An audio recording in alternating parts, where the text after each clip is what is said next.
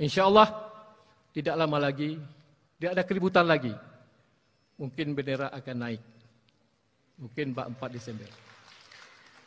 Dengan catatan revisi, InsyaAllah sudah kami pikirkan untuk kita boleh berkibar di Aceh.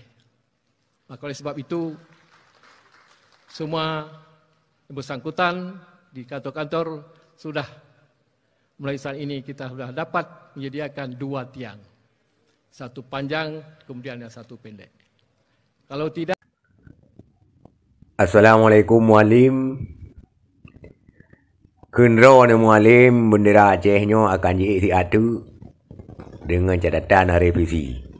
Artinya direvisi ya.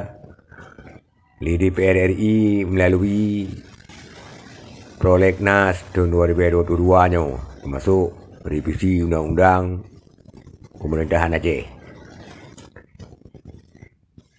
Menurut kamu yang bangai, rakyat lah takun, menurut lu yang bangai, yang kena revisi menyempurnakan, artinya menyempurnakan barang-barang yang hanya sempurna, ataupun membuang draft-draft yang ada yang dianggap bertentangan ataupun hanya bermanfaat. Nah, di mana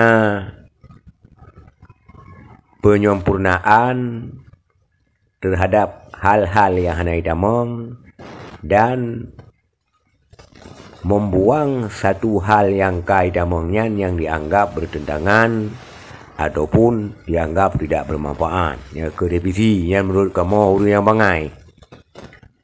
Apabila nanti sesudah revisi, ya, nyo kamu pertanyakan, lun pertanyakan secara pribadi selaku rakyat Aceh, puak ke bendera mentang lagi sot, ataupun kamu ubah.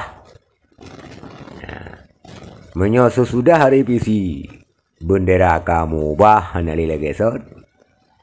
Sebenarnya hanya berlea gaduh-gaduh bagi cukup trip kapu cip dapat tun lagi yang kali.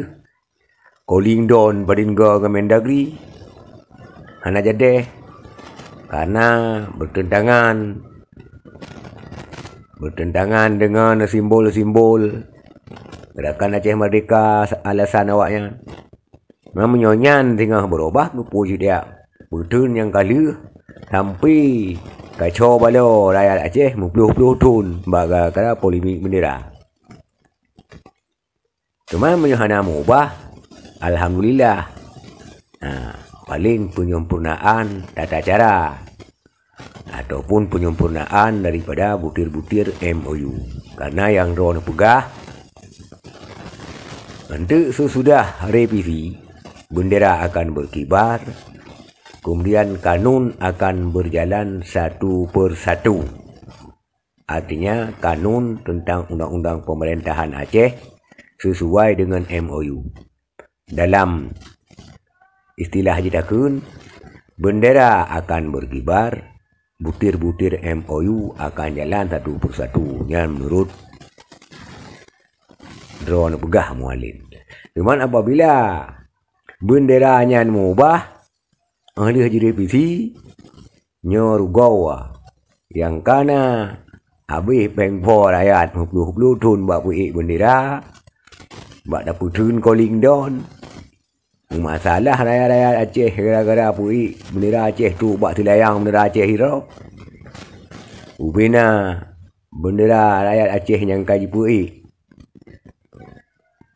Lu hisahkan kanun habis dicok di aparat keamanan. Nyan karugawa apabila bendera Aceh mengubah lu revisi kanun. Temlake baik mengubah, menyemubah ke Asia-Asia. Kepuya revisi ke hama urang yang kon dah terima ngaju. Punya pegah nasi lagi nyawa pegah lain. Semoga ahli revisi inti hana berubah dan juga butir-butir undang-undang pemerintahan Aceh pun hana berubah. Menyemubah sama dengan hana Aceh. Kepuya revisi hari diinginkan awaknya baiknya undang-undang pemerintahan Aceh. Menan. Sekian, terima kasih. Assalamualaikum warahmatullahi wabarakatuh.